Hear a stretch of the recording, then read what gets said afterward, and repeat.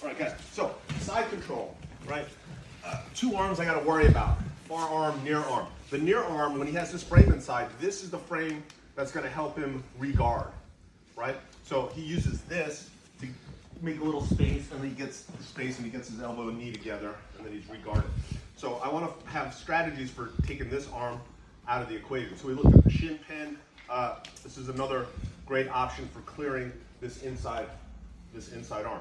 And what you need to know, landmarks. You have two hip bones.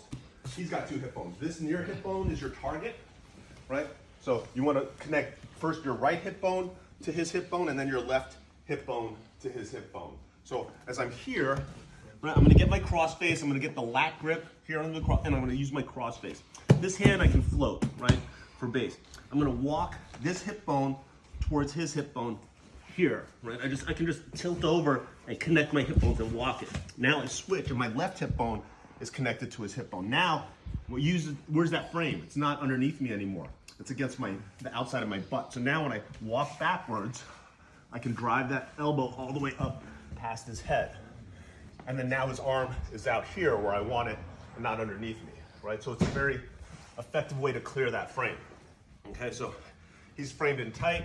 I get my cross face. This other hand, I can float, right? And then first job is to connect this hip bone to his hip bone, right? So I can just kind of tilt over here and then walk into it, right? His knees are pointed that way. Now I can switch my hip, connecting my other hip bone to that hip. Now his elbow's behind my back, and now I walk backwards, backwards, backwards. Once his elbow is past his shoulder, I come back to my knees and I connect my elbow up high to my hip, right? So now he tries to pull that arm out, really challenging. The other thing that's gonna make this super, flip around, turn my head out. The other thing that's gonna make this super tight is where I finish my body position.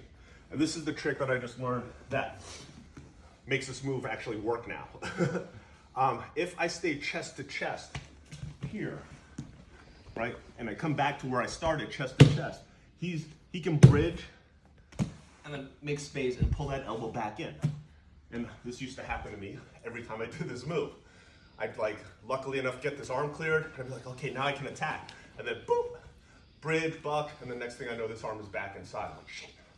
So what do we do? So I clear the arm, I walk backwards here. Now from here, I'm gonna switch my position from chest to chest to chest over face.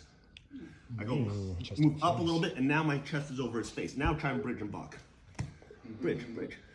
His bridge doesn't have any real effect on me because I'm not on his chest, right? He's not bridging his head off the mat. He's trying to bridge and bump me with his chest. Now, my elbow connection is tighter. Notice I went from lat to neck, and that brings my elbow up even higher so I can pinch his arm right there. Now, try to get your arm out. Yeah, way harder for him to get that arm out. Just this little detail going from here, chest to chest, where I usually cross-side, to now shifting my chest over his face. And then now, makes a much tighter grip and much less susceptible to being bridged and bumped off.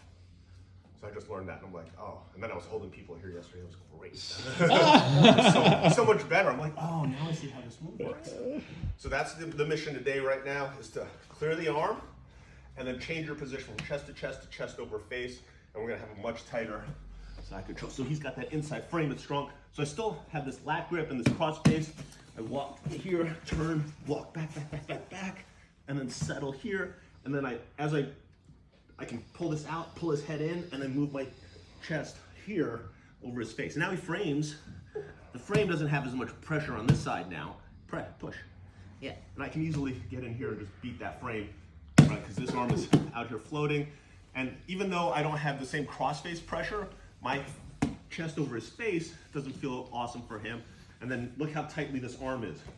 Notice my knee position right here by the top of his head, right? So don't end with your knee down by the shoulder or by the ear. Bring the knee all the way past the top of his head so it's clearly there. Now, keep pulling that arm out.